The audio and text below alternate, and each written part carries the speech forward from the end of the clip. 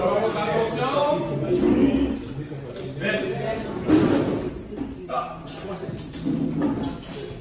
Alors, continuer un peu notre série pour les leaders responsables.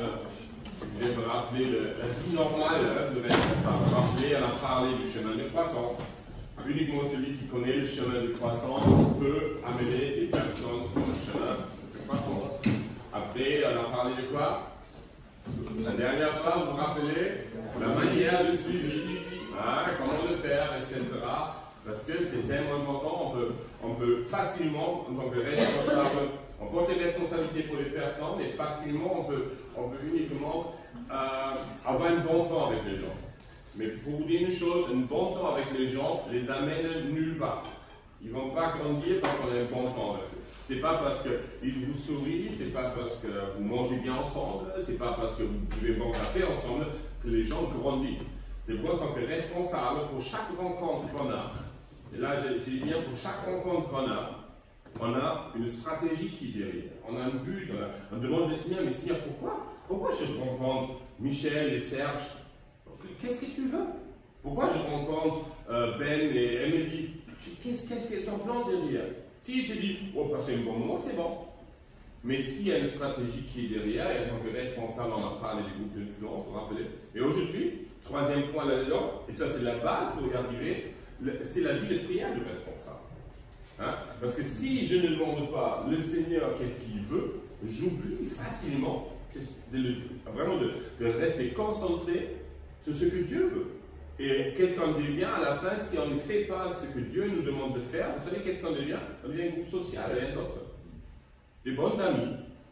Mais là, tu peux aussi aller au club de basket, au club de hand, au club de tennis. Parce que là aussi, ils sont gentils. Ils passent du temps ensemble. Et ce n'est pas parce qu'ils passent du temps ensemble qu'ils grandissent.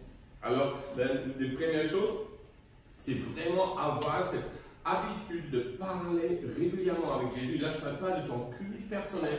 Je parle de parler avec ton Seigneur tout le long de la journée, quand tu es avec les personnes, de vraiment être un outil entre ses mains, pour être toujours ce canal du Saint-Esprit. Saint-Esprit, qu'est-ce que tu me dis? Et je pense que nous tous, on est un peu en danger de l'oublier de temps en temps. Et quelque part, on cataloguise notre temps, quelque part, en créant une sorte de temps qu'on bloque pour l'évangélisation, pour la prière, pour l'étude, pour l'investissement des disciples ou d'autres choses. Mais le Seigneur nous dit à la fin du monde de la parole, ça c'est quelque chose 24 heures sur 24, 7 sur 7. C'est quelque chose, c'est le style de vie. Ce n'est pas quelque chose qu'on programme. D'accord? Alors, dans cette prière aussi, nous montre notre dépendance.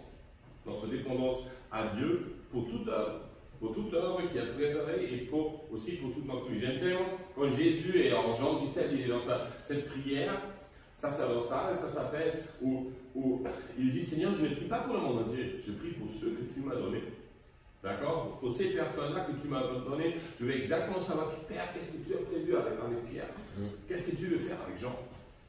Comment tu veux qu'André gère sa vie, etc., tous ces disciples-là. Et Jésus, il avait une vision, il allait envers le Père. Et vous vous rappelez, quand il a appelé ces 12 apôtres, ces 12 disciples, c'était tout un groupe nombreux des personnes qui l'entouraient. Et il a pris toute une nuit dans la prière en disant, Seigneur, qui? Ils sont tellement géniaux tous cela, ils ont un cœur, un grand cœur, c'est super, mais qui? D'accord? Et ça, c'est pourquoi cette vie de prière est tellement important. Et je vais simplement mettre le point assez court assez brièvement, sur 3 points. Éphésiens 6, verset 18. Priez sans cesse. Priez sans cesse. Ça veut dire, si tu ne parles pas avec quelqu'un d'autre, parle avec le Seigneur. Si tu ne parles pas avec quelqu'un d'autre, parle avec le Seigneur. Faites toutes vos prières et vos demandes par l'Esprit Saint.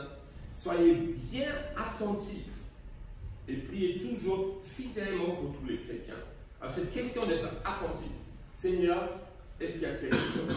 Seigneur, je vais être attentif, concentré, afin que l'Esprit de Dieu peut me dire ce que je devais prononcer. Pourquoi c'est tellement important? Parce que la définition de la prière, ce n'est pas simplement qu'on dit quelque chose qu'on souhaite. La définition de la prière, le concept de la prière, c'est assez simple. L'homme ou la femme de la prière va d'abord envers Dieu, écoute d'abord son cœur, alors il est à l'écoute, Et Dieu lui dit quoi prier. Et Dieu lui dit telle ou telle chose. Telle ou telle chose.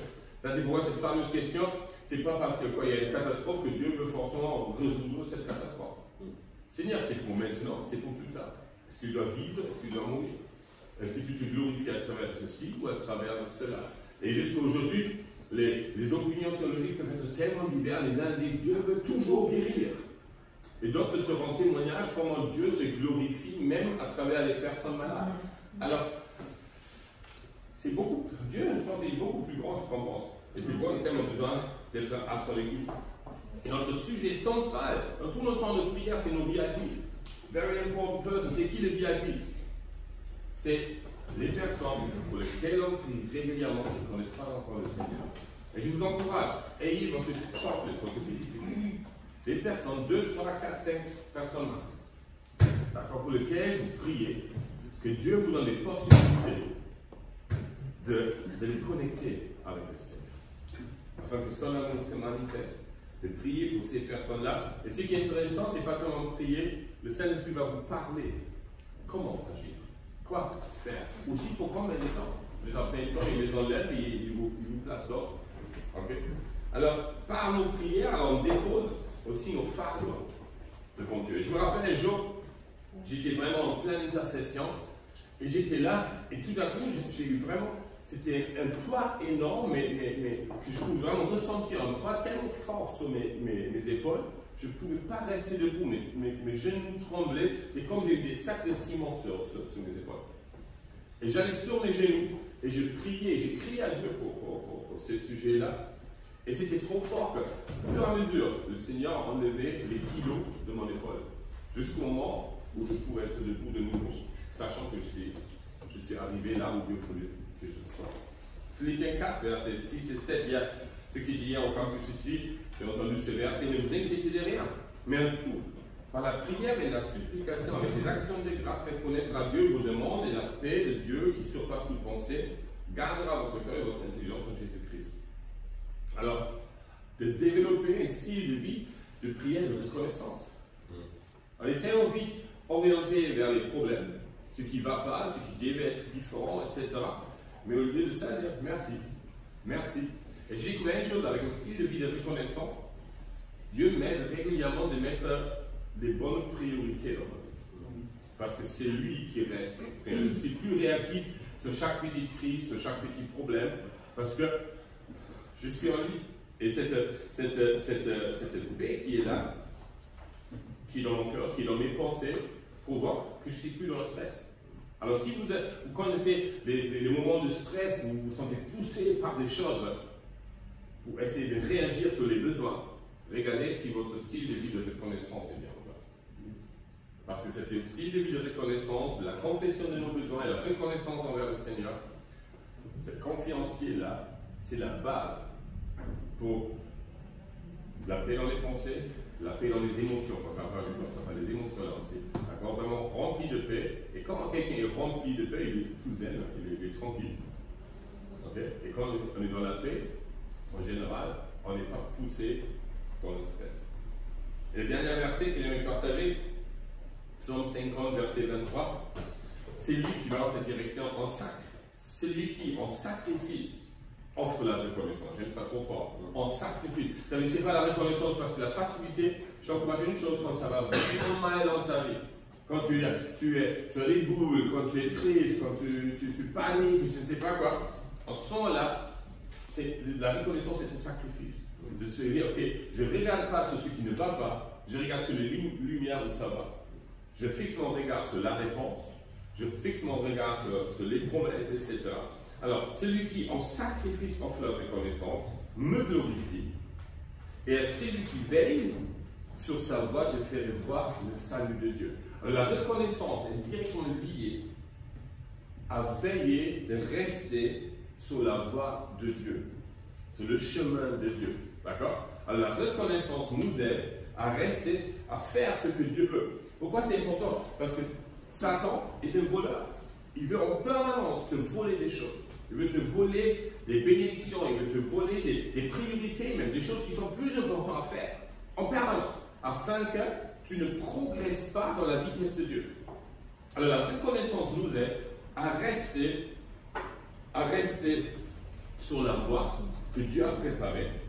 Et celui-là, la parole dit en psaume 50, celui-là, je ferai voir le salut de Dieu. C'est là où Dieu intervient. Dieu intervient. Et tout d'un coup, c'est plus nous qui agissons, c'est plus nous qui apportons toutes ces réponses. Alors cette vie de prière et de reconnaissance, c'est tellement important. Ça, c'est la base de toutes choses. D'accord? Alors pour cela, 3 tout petits conseils pour finir. Premier conseil, ayez du temps de prière pour ce que Dieu vous a donné. Pour cela, qu'est-ce qu'il faut faire en premier lieu? Il faut faire une liste. Alors on avait parlé, ça, la dernière fois, ce groupe d'influence. Est-ce que tu as la liste de tes 10 à 12 personnes max? Et pour eux, tu pries tous les jours. Pour eux, tu pries tous les jours. D'accord? Ça, c'est les personnes que Dieu t'a données. Enfin, ça, c'est ton église.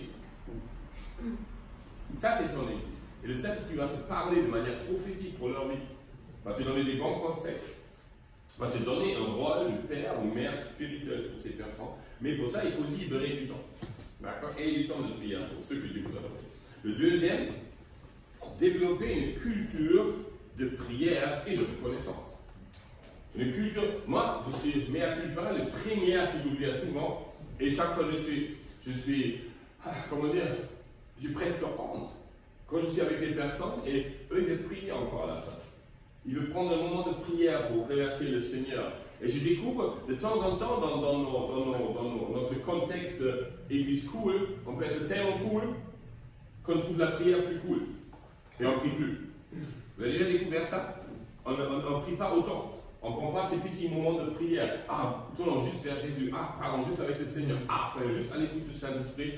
Et ça, c'est quelque chose qu'on peut vraiment apprendre de nos frères et sœurs un peu plus traditionnalistes, qui, eux, le font. Ils ont vraiment qu'on développe cette culture. Et la culture est quelque chose, c'est une habitude. C'est quelque chose qu'on fait. Ça, c'est nous, ça nous représente. Vraiment important. Et le troisième et dernier conseil, planifiez dans votre agenda des journées de jeûne et de prière. Des journées de jeûne et de prière. N'attendez pas qu'un jour vous avez une révélation et Dieu m'a montré de jeûner pendant 3 heures. Mais fixez dans votre agenda, dans votre planning annuel, moi je vous conseille au moins une fois par trimestre, des journées où vous vous retirez. 1, 2, 3 jours où vous vous retirez. Là, j'étais vraiment touché, on était à la conférence à Villingen du BFP, et il y avait l'orateur, on voyait, au début je pensais, est-ce qu'il était malade? Et après il dit, non, j'ai jeûné depuis 21 jours. Et je dis, waouh, j'étais vraiment impressionné, 21 jours. Ensuite, on part à Dallas, à la conférence, et son patron prêche. Son pasteur principal prêche. Il dit, ah, chez nous c'est normal, une fois par an, tous les pasteurs principaux, ensemble, on prie pendant 21 jours. Et j'ai dit, ouf, là j'ai reçu une de ces gifles, tu vois. Et waouh, où est notre culture de jeûne et de prière?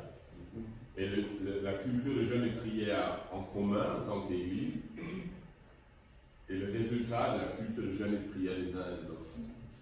Et de vraiment demander, Seigneur, montre-moi mon rythme, mais je veux organiser, je veux faire de ça une priorité, je vois l'importance où je bloque du temps, je me concentre sur toi, et quand ça parle jeûne, ne dis pas jeûne de la télé ou jeûne de Facebook, ça c'est pas un jeûne. Le jeûne de la Bible, c'est on ne mange pas, d'accord? Ou peut-être très réduit. Okay? Alors, les autres jeûnes, ça n'existe pas, c'est pseudo. Okay? Une jeûne, c'est un vrai jeûne. Et de vraiment dire, se retirer peut-être dans un monastère, se retirer peut-être dans la montagne, se retirer quelque part où personne ne peut te déranger, tu ne prends pas ton téléphone, tu ne vas pas de l'internet, et tu dis, Seigneur, me passe. Pour finir, une histoire d'un gars de quel a acheté un camping-car. Vous savez de quoi il fait son argent? Lui, il prend des personnes, c'est un Allemand, il les amène dans les Alpes suisses. Il les met sur la montagne, il leur donne à boire, il leur donne une ficelle où il plaque par terre 2 mètres sur 2 mètres, il leur donne un truc plastique pour les couvrir si jamais il pleut, un sac de couchage et un matelas pneumatique. Il les laisse pendant 3 jours. D'être seul avec Dieu. Calme, pour être à l'écoute. De ça, il fait son argent. Alors, juste pour petit conseil, je ne sais pas s'il faut le faire de cette manière-là, mais c'est une histoire pour la fin. Développons alors vraiment les cultures de prière en tant que responsable, c'est tellement important, parce que tout ce que nous faisons doit être né par notre Dieu et appliqué par nos actions. Merci. Yes.